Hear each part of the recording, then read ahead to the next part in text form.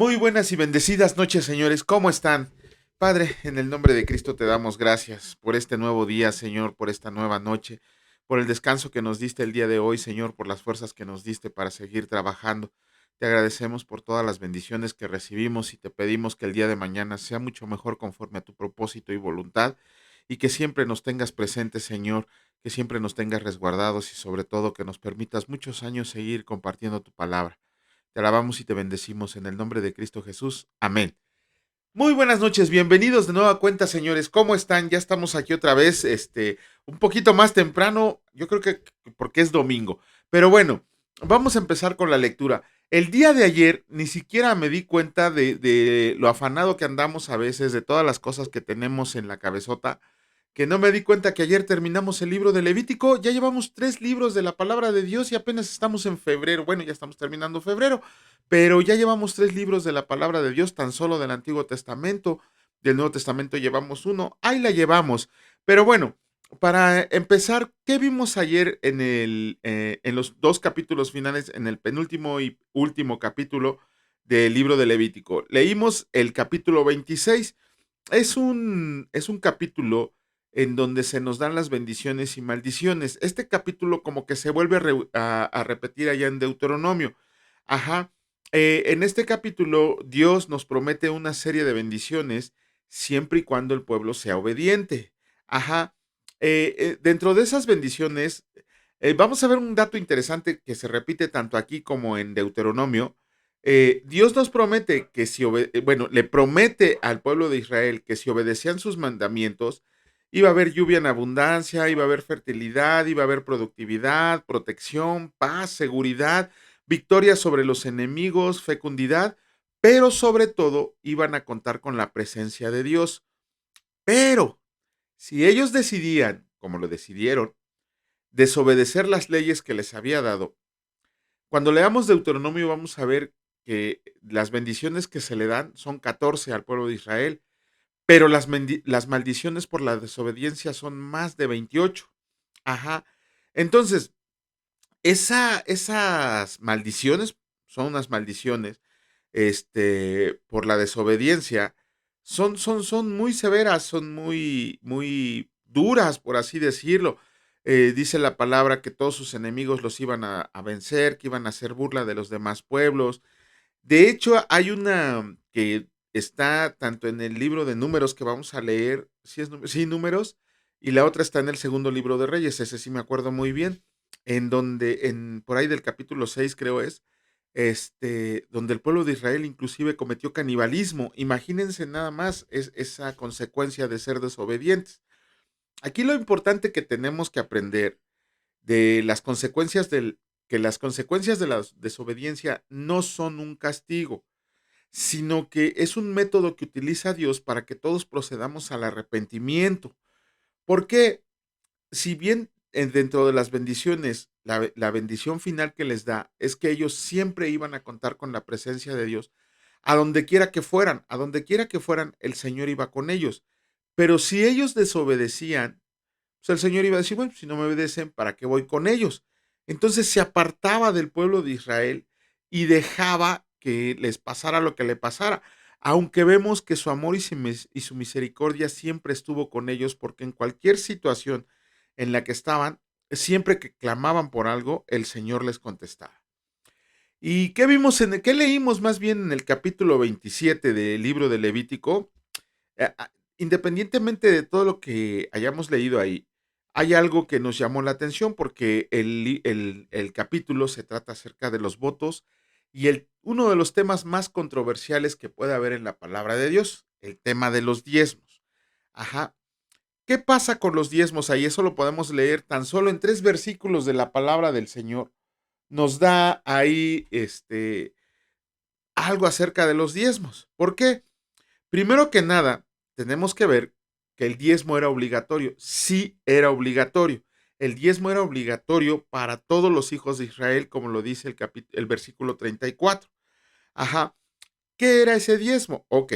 El primer diezmo que se daba era el diezmo levítico. ¿Por qué? Porque era pagado a los levitas.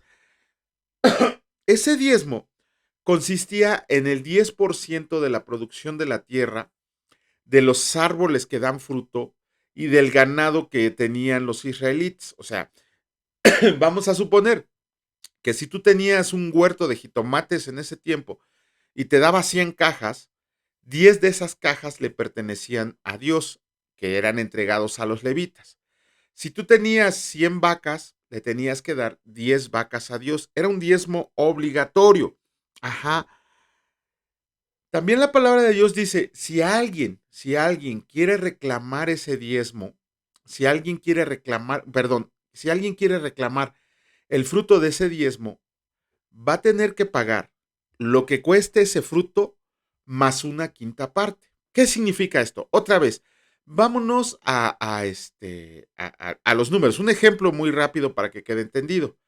Si tú seguías teniendo esas 100 cajas de jitomates y vamos a suponer que el precio de esas 100 cajas de jitomates, el sacerdote decía, estas 100 cajas de jitomates cuestan, no sé, 200 pesos, ¿no? Por así decirlo. Esos 200 pesos en los que era evaluado, le tenías que sacar la quinta parte. ¿Cuál es la quinta parte de 200? 40 pesos. Entonces, para que tú no dieras el diezmo y para que tú no dieras el fruto de esa cosecha, porque a lo mejor decías, le voy a sacar más y se la vendo, tenías que pagarle 240 pesos al sacerdote levítico. Escuchen bien, no es que se le tenga que pagar 240 pesos, es un ejemplo. Ajá, es un ejemplo para que quede entendido. Entonces, primero que nada tenemos que ver una cosa. Los soquetes que les dicen que el diezmo no es obligatorio, sí, el diezmo es obligatorio en el Antiguo Testamento, en el Nuevo Testamento son ofrendas. Los brutos que les dicen que es el 10% de todo lo que ganes es mentira, porque hasta son para hacer cuentas y poder enriquecerse más. Porque en realidad vamos a ver que en Deuteronomio, en el capítulo 14, hay otro diezmo, entonces estamos hablando de un 20%. Pero si le sumamos lo que cuestan lo de los frutos, te puede dar de un 23 a un 25% del diezmo. Eso era lo que era el diezmo, un 23 a un 25%. Nada más dejen que lo oigan los falsos profetas, los falsos pastores y les van a estar exigiendo mucho más. También por ahí hay unas malas bestias en Facebook que dicen que el diezmo no era en dinero, sino que era simplemente en especie. Bueno, pues son personas que nunca han leído la palabra de Dios y solo sacan conclusiones de versículos que sacan fuera de contexto. Porque en el versículo 27 nos dice claramente que si no querías pagar el fruto de que daban los árboles, tenías que pagar lo que costaba más una quinta parte y en dinero, en las monedas que se utilizaban en ese tiempo. Ajá. Este, ese diezmo en el Antiguo Testamento tenemos que tenerlo bien presente, que sí, era obligatorio para los hijos de Israel. Y sí, podía ser el 10% de tu cosecha o podías rescatarlo mediante el pago de lo que valía la cosecha más una quinta parte. El sacerdote era el que se encargaba de hacer las cuentas. El diezmo no solo se pagaba en especie, también se pagaba en dinero. Y sobre todo que el diezmo no solamente es un 10%, aquí solamente les pide el 10% de su producción, sino que más adelante vamos a ver en Deuteronomio que hay otro 10%, más la quinta parte de lo que cueste tu fruto. Entonces es lo que les digo, se pagaba un diezmo de entre el 23 y el 25%. Bueno, ¿cuál es el resumen del libro de Levítico? Ok, que el Señor les dice en el versículo 34, se resume todo el libro del capítulo 27, dice, estos son mis mandamientos y son obligatorios para todos los hijos de Israel. El Señor no dice, no, nada más los que les di primero o los que les di al final o nada más una parte de ellos, si quieren los pueden obedecer. No, todos son sus mandamientos y todos son obligatorios para los hijos de Israel. Todos aquellos que quieren vivir bajo la ley, yo creo que han de haber borrado el versículo 34 de sus Biblias, porque dice claramente que todos sus mandamientos e incluyen la ley ceremonial, la ley moral y la ley cívica. Ajá, entonces, bueno, si quieren vivir bajo la ley, pues que les vaya bien, ¿no? Que Dios les bendiga. Vamos a comenzar con la lectura en esta ocasión del libro de Números. Ya vamos a empezar con el libro de Números. Vamos a hacer una pequeña introducción acerca de ese libro. ¿Qué significa el nombre de Números? Ok, no sé qué palabra es en hebreo, por más que la busqué, no la pude encontrar. Pero lo que sí encontré fue que el título de Números lo sacan de a partir de la de la quinta palabra en el versículo 1, donde dice, estos son los números, o estos son perdón, es en el desierto, el conteo en el desierto, así dice la palabra. No, no, la palabra hebrea no la pude encontrar, pero lo que significa el libro de números es en el desierto. Sin embargo, en la Septuaginta, los que escribieron la Septuaginta le pusieron el nombre de aritmoi, que significa números, simple y sencillamente así. ¿Quién es el autor del libro de números? Como sabemos, Moisés, ¿no? Está dentro de los deuterocanónicos, dentro del Pentateuco. Es el cuarto libro de Moisés. ¿Cuándo fue escrito el número de libros? ¿Cuándo fue de números, perdón? Aproximadamente en el 1446 antes de Cristo, 14 siglos antes de Cristo, un año después también de la salida de Egipto. ¿Cuál es el tema principal del libro de números? Que las malas elecciones acarrean consecuencias y algunas de ellas son muy, muy dolorosas. Vamos a ver que la primera generación de Israel, la que dejó Egipto, se rebeló contra Dios y pecó contra sus leyes. Por lo tanto, el Señor los mandó a vagar en el desierto años, años, aunque el Señor les dijo que Él hubiera preferido que esos años que vagaron en el desierto los hubieran pasado en la tierra prometida. La peregrinación de Israel, la peregrinación de Israel en el desierto, miren, vamos a suponer, si hiciéramos esa peregrinación, nos hubiéramos tardado 11 días en recorrer desde Egipto hacia la tierra de Canaán. Vamos a poner que como iban con niños, como iban con ancianos, como iban con carretas, como iban con animales, iban haciéndose los flojos y todo esto. Vamos a suponer que caminando se hubieran aventado 18 días. 18 días se hubieran aventado de la salida de Egipto a la tierra de Canaán. Sin embargo, ese viajecito de 11 días se convirtió en un viaje de 40 años, un viaje agónico de 40 años. ¿Por qué? Porque muchas dioses va a permitir que pasemos por prolongadas experiencias en el desierto, y me refiero a desierto, a diversas situaciones o problemas que se nos van a presentar no solo en la vida, sino en la vida cristiana. Pero esto lo hace para que le prestemos atención, también para que cambiemos nuestra manera de pensar o nuestra conducta, porque tenemos que ver que existe un problema y que tenemos que darle solución a ese problema y tenemos que darle una respuesta a Dios. Tenemos que rendirnos a Él en obediencia, porque si no, todas esas pruebas, todas esas situaciones por las que pasemos, no nos van a servir absolutamente de nada. Dios permite, o Dios usa, bueno, más bien si nosotros permitimos que Dios use nuestras experiencias en el desierto, es para que saque la suciedad de la que estamos llenos en nuestras vidas. Y tenemos que estar dispuestos a cambiar lo que necesite ser cambiado. Ajá, ¿por qué? Porque eso nos va a llevar a que salgamos de esas experiencias, de esas pruebas, de ese desierto, mucho más cerca de nuestro Dios Padre Todopoderoso, más maduros como sus hijos, pero sobre todo con un mayor potencial para poder reflejar el amor de Dios hacia otros. Muchas veces va a ser necesario que pasemos por un desierto, pero no tenemos que quedarnos a vivir ahí. Esa es la lección que nos da el libro de Números. Y vamos a comenzar con la lectura. En esta ocasión nos tocan los capítulos 1 y 2 del libro de Números.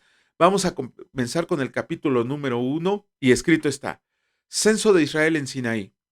Habló el Señor a Moisés en el desierto de Sinaí, en el tabernáculo de reunión, en el día primero del mes segundo, en el segundo año de su salida de la tierra de Egipto, diciendo: Tomen el censo de toda la congregación de los hijos de Israel por sus familias, por las casas de sus padres, con la cuenta de los nombres, todos los varones por sus cabezas, de 20 años para arriba. Todos los que puedan salir a la guerra en Israel, los contarán tú y Aarón por sus ejércitos. Y estará con ustedes un varón de cada tribu, cada uno jefe de la casa de sus padres. Estos son los nombres de los varones que estarán con ustedes. De la tribu de Rubén, Elisur, hijo de Seur. De Simeón, Selumiel, hijo de Surisadai. De Judá, Naasón, hijo de Aminadab. De Isaacar, Natanael, hijo de Suar. De Zabulón, Eliab, hijo de Elón. De los hijos de José, de Efraín, Elisama, hijo de Amud. De Manasés, Gamaliel, hijo de Pedasur. De Benjamín, Abidán, hijo de Gedeoni. De Dan, Ayeser, hijo de Amisadai. De Aser, Pagiel, hijo de Ocrán. De Gad, Eliasaf, hijo de Deuel. De Neftalí, Ahira, hijo de Enán. Estos eran los nombres de entre la congregación, príncipes de las tribus con sus padres, capitanes de los millares de Israel. Tomaron, pues, Moisés y Aarón a todos estos varones que fueron designados por sus señores,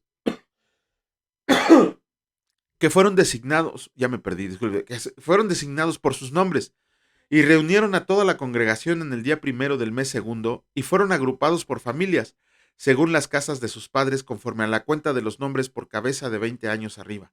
Como el Señor lo había mandado a Moisés, los contó en el desierto de Sinaí. De los hijos de Rubén, primogénito de Israel, por su descendencia, por sus familias, según las casas de sus padres, conforme a la cuenta de los nombres por cabeza, todos los varones de 20 años arriba, todos los que podían salir a la guerra. Los contados de la tribu de Rubén fueron 46,500. De los hijos de Simeón, por su descendencia, por sus familias, según las casas de sus padres, fueron contados conforme a la cuenta de los nombres por cabeza, todos los varones de 20 años arriba, todos los que podían salir a la guerra. Los contados de la tribu de Simeón fueron 59,300. De los hijos de Gad, por su descendencia, por sus familias, según las casas de sus padres, conforme a la cuenta de los nombres, de 20 años arriba, todos los que podían salir a la guerra, los contados de la tribu de Gad fueron 45,650. De los hijos de Judá, por su descendencia, por sus familias, según las casas de sus padres, conforme a la cuenta de los nombres de 20 años arriba, todos los que podían salir a la guerra. Los contados de la tribu de Judá fueron 74,600. De los hijos de Isaacar, por su descendencia, por sus familias, según las casas de sus padres, conforme a la cuenta de los nombres de 20 años arriba, todos los que podían salir a la guerra, los contados de la tribu de Isaacar fueron 54,400. De los hijos de Zabulón, por su descendencia, por sus familias, según las casas de sus padres, conforme a la cuenta de sus nombres, de 20 años arriba, todos los que podían salir a la guerra, los contados de la tribu de Zabulón fueron 57,400. De los hijos de José, de los hijos de Efraín, por su descendencia, por sus familias, según las casas de sus padres, conforme a la cuenta de los nombres, de 20 años arriba, todos los que podían salir a la guerra, los contados de la tribu de Efraín fueron 40,500. Y de los hijos de Manasés, por su descendencia, por sus familias, según las casas de sus padres, conforme a la cuenta de los nombres, de 20 años arriba, todos los que podían salir a la guerra, los contados de la tribu de Manasés fueron 32,200. De los hijos de Benjamín, por su descendencia, por sus familias, según las casas de sus padres, conforme a la cuenta de los nombres de 20 años arriba, todos los que podían salir a la guerra, los contados de la tribu de Benjamín fueron 35,400. De los hijos de Dan, por su descendencia, por sus familias, según las casas de sus padres, conforme a la cuenta de los nombres de 20 años arriba, todos los que podían salir a la guerra, los contados de la tribu de Dan fueron 62,700. De los hijos de Aser, por su descendencia, por sus familias, según las casas de sus padres, conforme a la cuenta de los nombres, de 20 años arriba, todos los que podían salir a la guerra. Los contados de la tribu de Aser fueron 41,500. De los hijos de Neftalí, por su descendencia, por sus familias, según las casas de sus padres, conforme a la cuenta de los nombres de 20 años arriba, todos los que podían salir a la guerra. Los contados de la tribu de Neftalí fueron 53,400.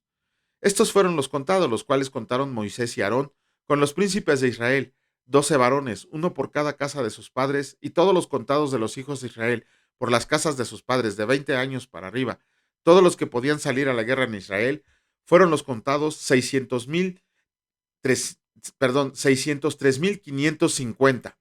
Si eran algo, ¿no? Nombramiento de los levitas. Pero los levitas, según la tribu de sus padres, no fueron contados entre ellos, porque habló el Señor a Moisés diciendo: solamente no contarás la tribu de Leví, ni tomarás la cuenta de ellos entre los hijos de Israel, sino que pondrás a los levitas en el tabernáculo del testimonio y sobre todos sus utensilios, y sobre todas las cosas que les pertenecen. Ellos llevarán el tabernáculo y todos sus enseres, y ellos servirán en él y acamparán alrededor del tabernáculo. Y cuando el tabernáculo haya de trasladarse, los levitas lo desarmarán, y cuando el tabernáculo haya de detenerse, los levitas lo armarán. Y el extraño que se acerque morirá. Los hijos de Israel acamparán cada uno en su campamento y cada uno junto a su bandera por sus ejércitos, pero los levitas acamparán alrededor del tabernáculo del testimonio, para que no haya ira sobre la congregación de los hijos de Israel, y los levitas tendrán la guarda del tabernáculo del testimonio. E hicieron los hijos de Israel conforme a las cosas que mandó el Señor a Moisés, así lo hicieron. Perdón, vamos a iniciar con la lectura del capítulo 2 del libro de Números. Escrito está: Campamentos y jefes de las tribus. Habló el Señor a Moisés y a Aarón diciendo: Los hijos de Israel acamparán cada uno junto a su bandera, bajo las enseñas de las casas de sus padres, alrededor del tabernáculo de reunión acamparán. Estos acamparán al oriente, al este, la bandera del campamento de Judá por sus ejércitos, y el jefe de los hijos de Judá, Naasón hijo de Aminadab, su cuerpo de ejército con sus contados, 74,600. Junto a él acamparán los de las tribus de Isaacar, y el jefe de los de Isaacar, Natanael, hijo de Suar, su cuerpo de ejército con sus contados, 54,400. Y la tribu de Zabulón, y el jefe de los hijos de Zabulón, Eliab, hijo de Elón, su cuerpo de ejército con sus contados, 57,400. Todos los contados en el campamento de Judá, 186,400 por sus ejércitos marcharán delante. La bandera del campamento de Rubén estará al sur por sus ejércitos, y el jefe de los hijos de Rubén, Elisur, hijo de Sedeur, su cuerpo de ejército con sus contados, 46,500. Acamparán junto a él de la tribu de Simeón, y el jefe de los de Simeón, Selumiel, hijo de Surisadaí, su cuerpo de ejército con sus contados, 59,300. Y la tribu de Gad, y el jefe de los hijos de Gad, Eliasaf, hijo de Reuel, su cuerpo de ejército con sus contados, 45,650. Todos los contados en el campamento de Rubén, 151,450 por sus ejércitos marcharán los segundos.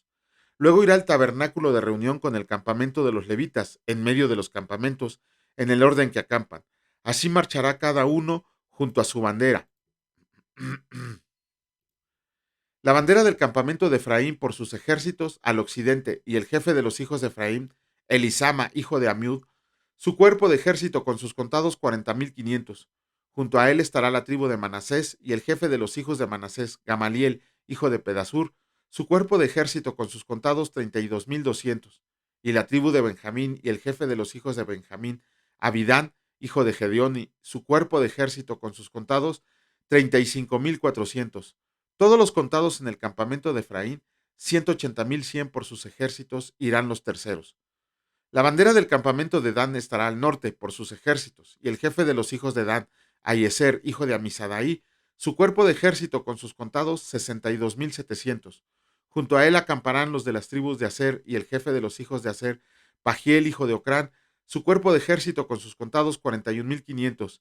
Y la tribu de Neftalí, el jefe de los hijos de Neftalí, Ahira, hijo de Enán, su cuerpo de ejército con sus contados, 53,400.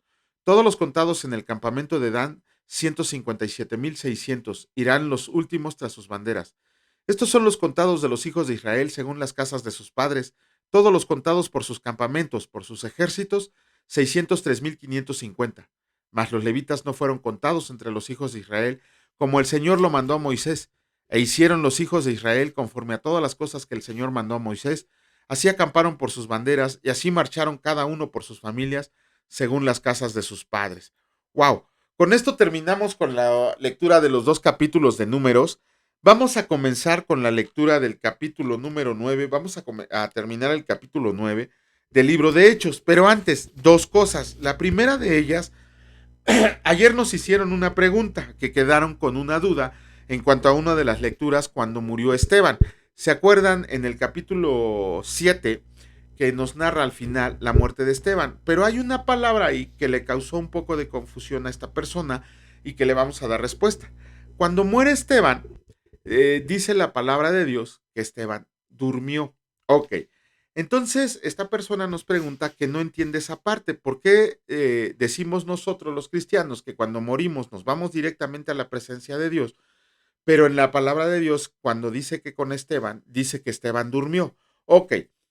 Tenemos que entender que en el Nuevo Testamento la palabra dormir es un eufemismo utilizado para hablar de la muerte. ¿Qué es un eufemismo? Es una expresión que suaviza y sustituye a otra. O sea, en vez de decir se murió, dicen se durmió. Esto lo podemos saber en muchos versículos de la palabra de Dios. Sin embargo, hay dos versículos que me parecieron los más correctos para demostrarles que cuando la palabra de Dios habla de dormir, en realidad está diciendo que habla de morir. Porque cuando leamos el Evangelio de Juan en el capítulo 11, de los versículos 11 al 14, vamos a ver que el mismo Señor Jesús les dice a sus discípulos, cuando dicen que tienen que regresar a Betania, donde está Lázaro, porque está durmiendo. Y sus discípulos le dicen, oye, si está durmiendo, ¿a qué vamos? Obviamente no le entendieron que el Señor Jesús en el versículo 14 les dijo, es que no está dormido, ya está muerto, pero se los quiero decir suavecito para que no empiecen con sus cosas. Pero Lázaro ya estaba muerto. Inclusive tenemos ahí cuando Jesús llega, cuando ve a su amigo muerto, o llora por él, porque ya estaba muerto, sin embargo vemos que lo resucita el Señor Jesús. Y otro de los versículos clave es cuando en la primera carta a los Corintios, en el capítulo 11, en el versículo 30, Pablo está regañando a todos los corintios, porque les dice que muchos de ellos están enfermos y muchos debilitados, y también les dice, muchos duermen. ¿Qué caso tendría de Pablo decirle a las gentes? Es que muchos están dormidos. No, cuando Pablo habla de que están durmiendo es porque están muertos. Ajá. Pero bueno, ¿cómo comprobamos entonces cuando un cristiano muere, cuando un creyente en Cristo muere, de inmediatamente se va a la presencia de Dios? Ok, hay también dos versículos muy, muy convincentes acerca de que nos vamos a la presencia de Dios en cuanto morimos. Uno de ellos está en la carta a los Filipenses, en el capítulo 1 de los versículos 21, perdón, en el versículo 21 y en el versículo 23. ¿Por qué? Porque es cuando Pablo les está diciendo a los de Filipenses, Filipenses, perdón, iba a decir a los filipitenses, como dice un amigo, dice, porque para mí el vivir es Cristo y el morir es ganancia. Y ahí el buen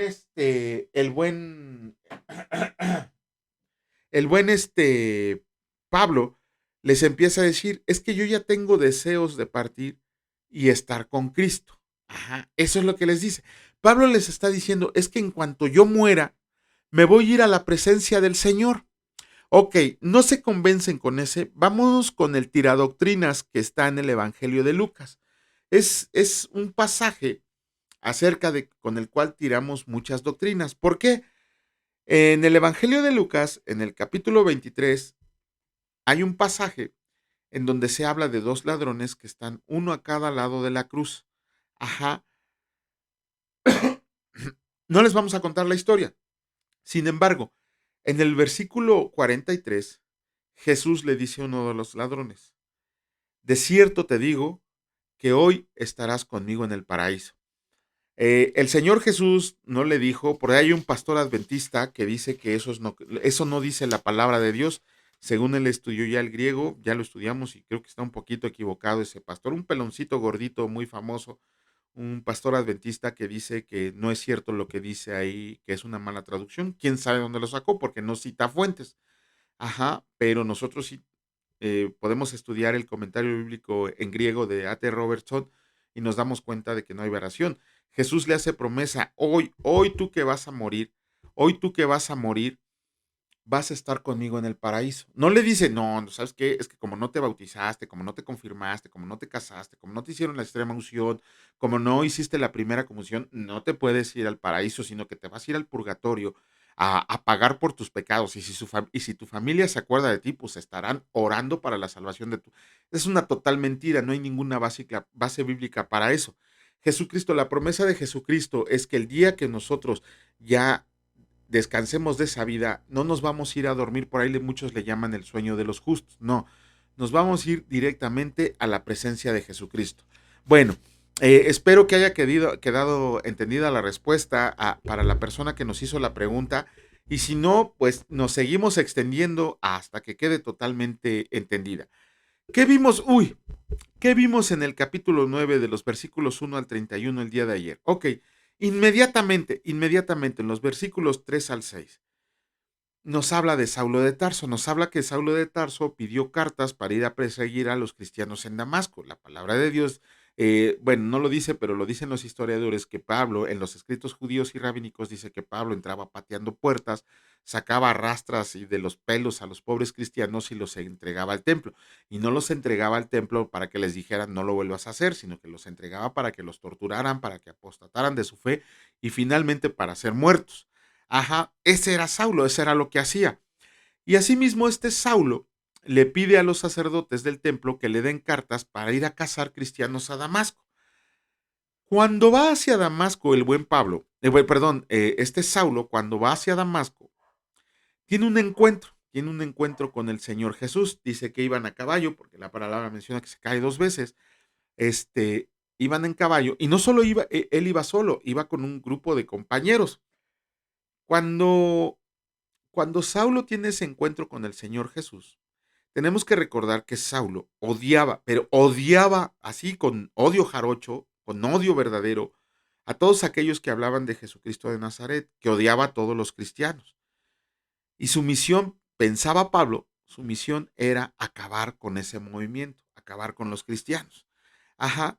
Saulo estaba totalmente convencido de que el Señor Jesús estaba muerto.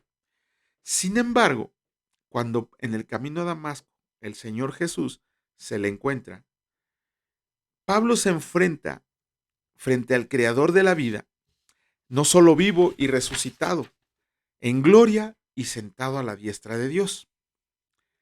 Cuando Pablo está ahí, es una de las expresiones más hermosas que puede haber en la palabra de Dios.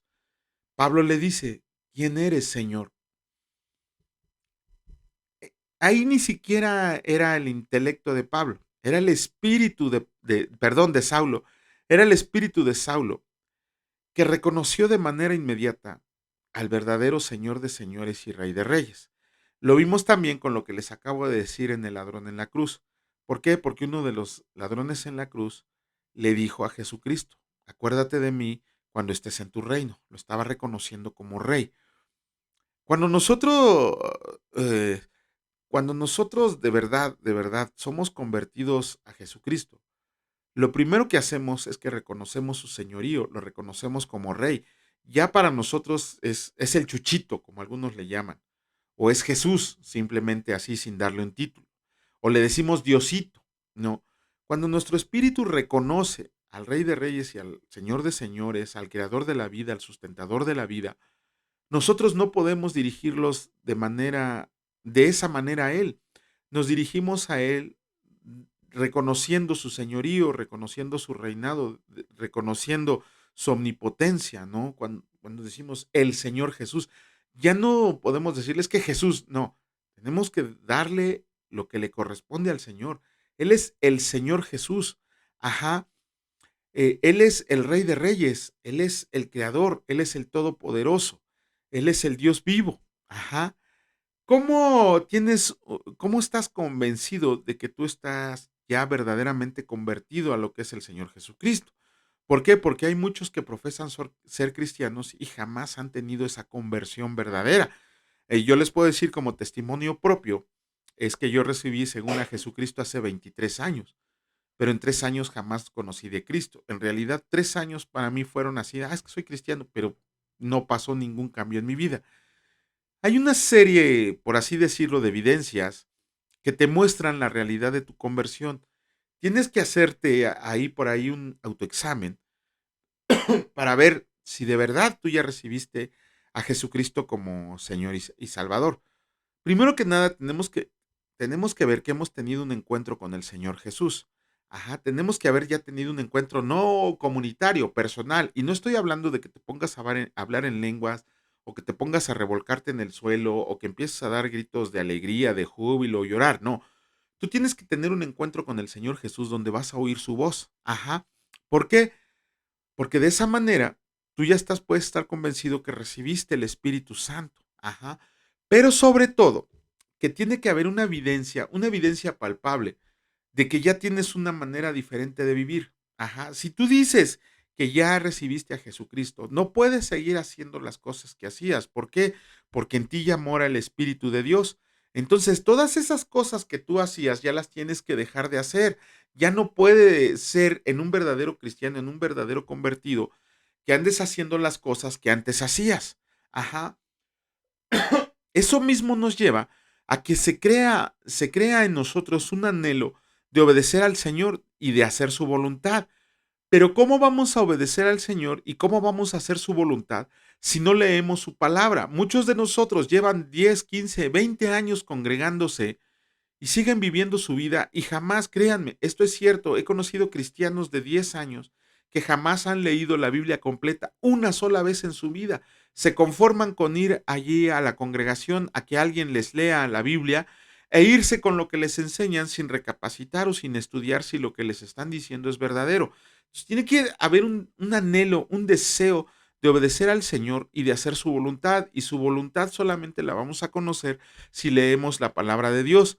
Otra cosa que se evidencia en nosotros es que comenzamos a orar. Nosotros antes de Cristo solamente rezábamos o repetíamos palabras cuando alguien nos los ordenaba o cuando teníamos algún problema, era cuando sí nos acordábamos de Dios. Sin embargo, en este encuentro que tú tienes con Jesús, te dan ganas de tener una comunión con Él, de platicar con Él, y en vez de estar repitiendo infinidad de veces las mismas palabras, comienzas a tener una íntima comunión con Él, empiezas a platicar con Él, empiezas a tener una conversación personal con el Señor Jesús. De esa manera tú te vas a dar cuenta que si antes nada más rezabas o repetías palabras cuando te levantabas, cuando ibas a misa, cuando ibas a otro lugar, ahora te vas a dar cuenta que en todo momento de tu vida quieres estar orando, quieres orar por la comida, quieres orar porque llegaste bien a casa, quieres orar porque tu hija se va a la escuela, quieres orar porque dejas a tu familia en casa, quieres orar por todo, quieres sentirte protegido, quieres depender del Señor por medio de la oración. Otra de las cosas es es que anhelamos ser bautizados, es una muestra de la obediencia al Señor, pero no lo vamos a comprender otra vez si no leemos su palabra. Otra de las cosas que tenemos, que nos evidencia que hemos recibido al Señor Jesús, es que tenemos que hacer una comunión con los hermanos en la fe. Por ahí hay una doctrina muy falsa, por ahí hay un lobo rapaz, bueno, muchos lobos rapaces, por ahí hay muchos falsos maestros, por ahí hay muchos falsos pastores que te dicen que no es necesario que te congregues en un templo de piedra hecho de manos de hombres, porque el Señor Jesús no lo hacía así. Yo los he invitado a que lean la palabra de Dios para que vean que tanto el Señor Jesús como los apóstoles sí enseñaban en la sinagoga, sí enseñaban en el templo. Ayer les comenté, Dios mandó a hacer un templo a su gusto, no al gusto de un hombre. ¿Por qué? Porque dio las medidas exactas, dio las formas exactas de cómo quería su tabernáculo y después cómo quería su templo. ¿Por qué? Porque nosotros no podemos ascender a la presencia de Dios, por más que haya tarados que digan que han ido al cielo. No, Dios sí es el que puede estar con nosotros en la comunión con todos los hermanos. Por eso es tan importante congregarnos con los hermanos en la fe.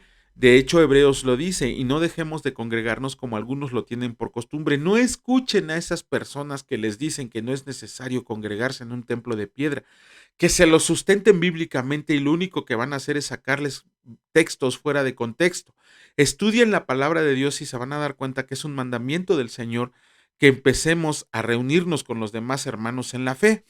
Otra de las cosas que tenemos que notar es que comenzamos a testificar personalmente. ¿Qué significa esto?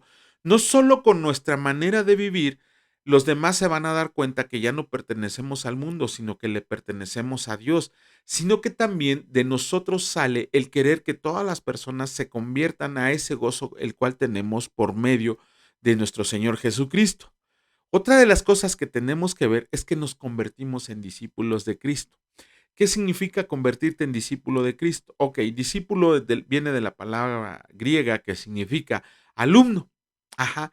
Entonces tú te tienes que convertir en un alumno de Jesucristo, aprendiendo y enseñando lo que nos enseñó Jesucristo, que Jesús es el Rey. Por ahí también hay varias personas que te dicen que la letra mata y el espíritu vivifica y que no es necesario que te pongas a estudiar la palabra de Dios porque ellos tienen la revelación que tú necesitas. Lo único malo, si tú no estudias la palabra de Dios, ¿cómo vas a saber que la revelación que sufrió ese tipejo es la verdadera y es conforme a la palabra de Dios? Lo único que vas a recibir es tu cartera vacía porque le vas a estar regalando tu dinero a una persona que tampoco ha leído la palabra de Dios completa y que solamente lee versículos sacados fuera de contexto.